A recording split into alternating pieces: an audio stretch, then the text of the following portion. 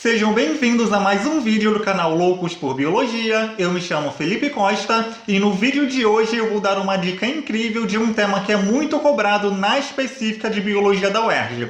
Nesse vídeo, vamos ver como são cobradas as questões de Biologia celular nesse vestibular. Então, se você ainda não é inscrito no canal, é muito importante que você se inscreva aqui para não perder essas e outras dicas que vai ser postado aqui no canal, belezinha, galera? E é muito importante que você veja esse vídeo até o final para vocês entenderem todas as dicas direitinho. Então, logo após a vinheta, vamos ver como são cobradas as questões de Biologia celular na específica de Biologia da UERJ.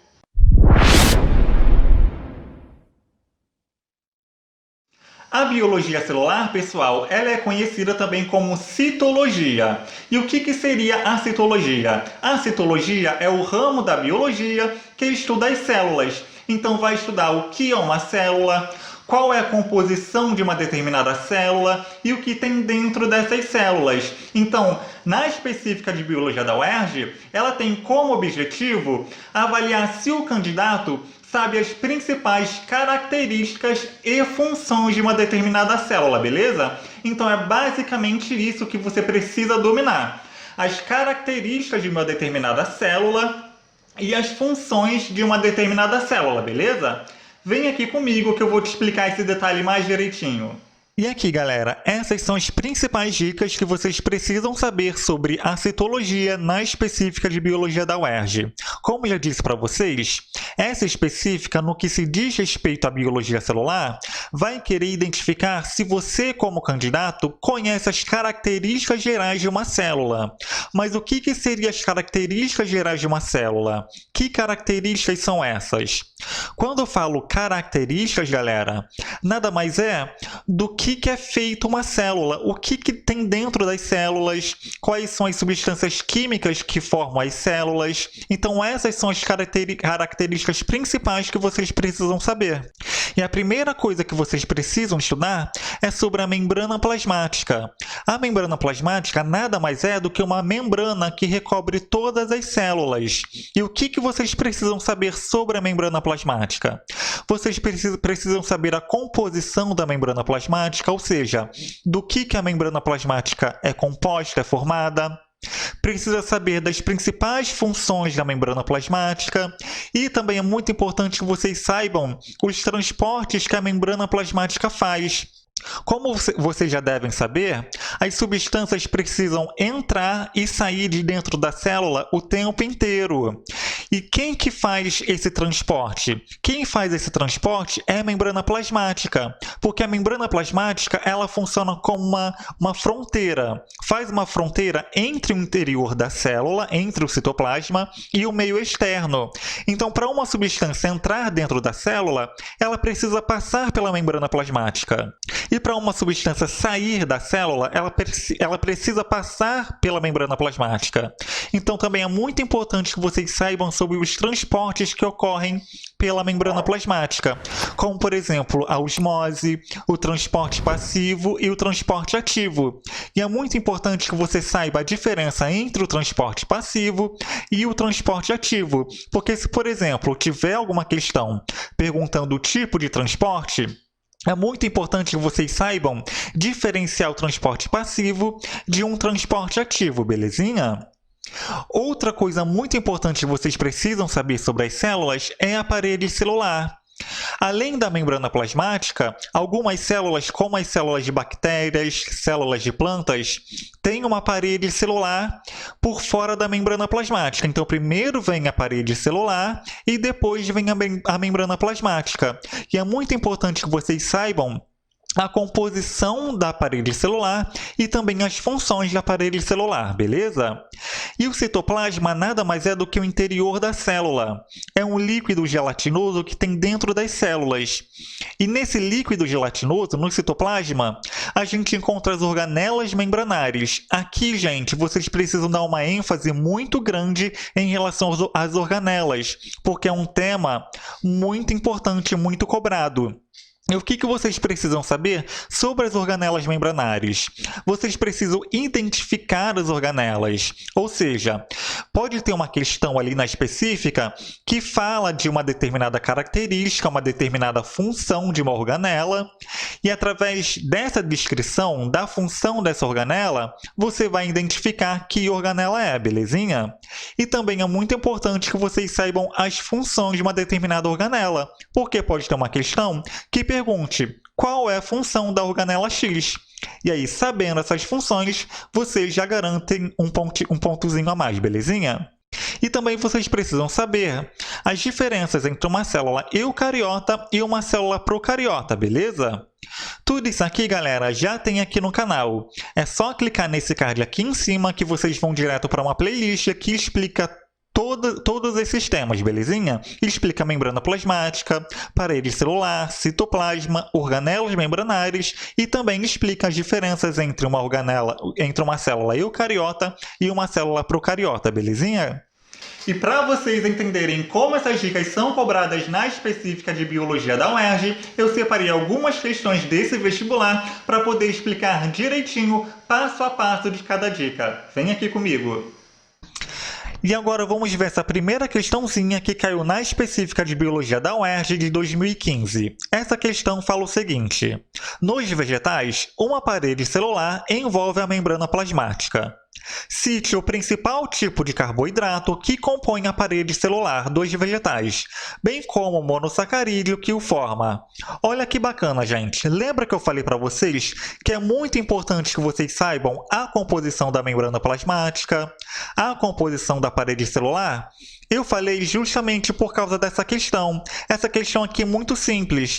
Ele quer saber qual é o principal tipo de carboidrato que forma a parede celular, ou seja, o principal tipo de carboidrato que compõe a parede celular, que faz a composição da parede celular. Então, é muito importante que vocês saibam a composição das células, a composição de uma determinada organela, a composição da membrana plasmática, a composição da parede celular, porque pode ter uma questãozinha fácil como essa que pergunte isso, e muitas das vezes o candidato não sabe responder.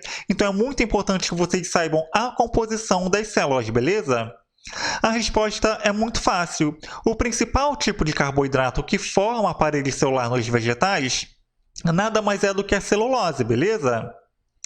E ainda ele continua, agora ele pergunta a composição da celulose. Primeiro ele perguntou o principal tipo de carboidrato que compõe a parede celular e a gente respondeu celulose. Agora a gente tem que saber qual é o monossacarídeo que compõe a celulose. Muito simples. O monossacarídeo que compõe a celulose é a glicose. Então a gente vai ter várias moléculas de glicose, uma ligada na outra, formando a celulose, beleza? E agora ele continua, indique ainda as duas principais funções dessa parede celular. Então, olha, é importante que vocês saibam a composição dessas estruturas e também saibam as funções dessas estruturas. Muito simples. A parede celular, galera, funciona como uma espécie de armadura que protege a célula. Então, uma função muito importante da parede celular é proteger a célula contra impactos.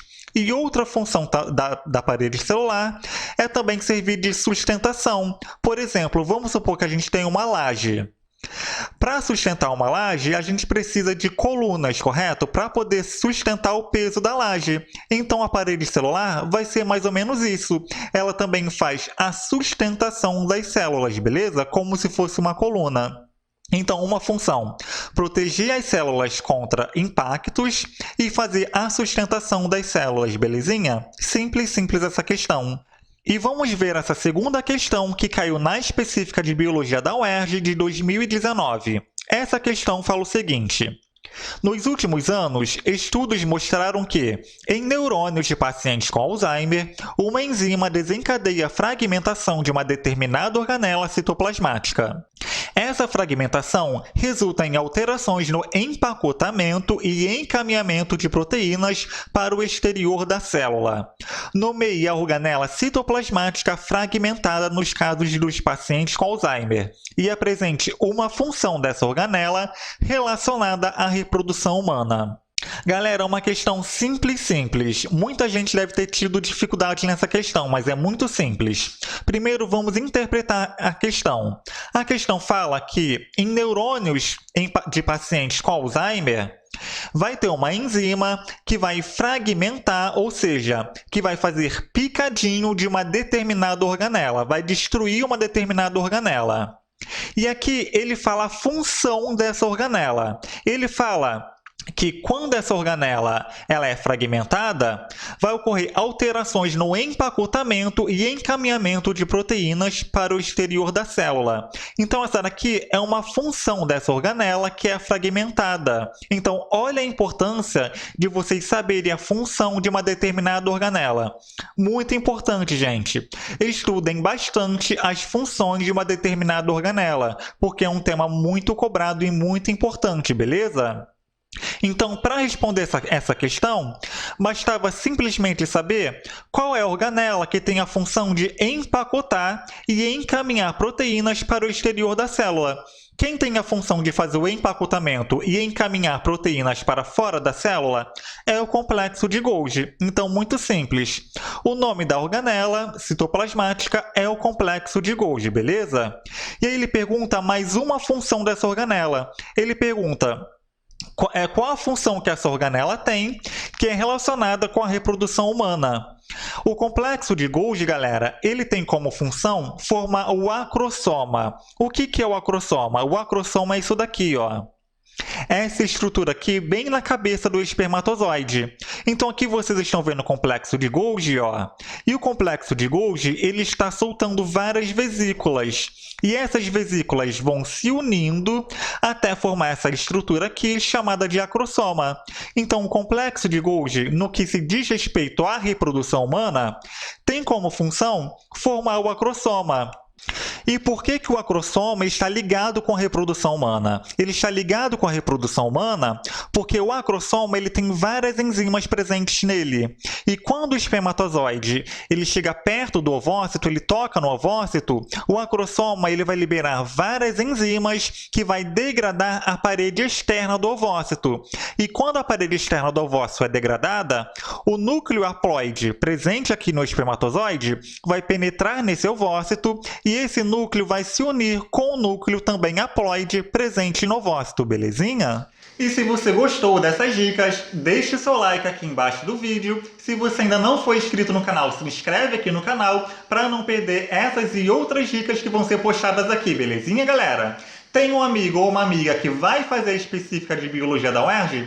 Compartilhe esse vídeo com eles para vocês estudarem cada dica juntinhos, belezinha? Um abraço e até o próximo vídeo.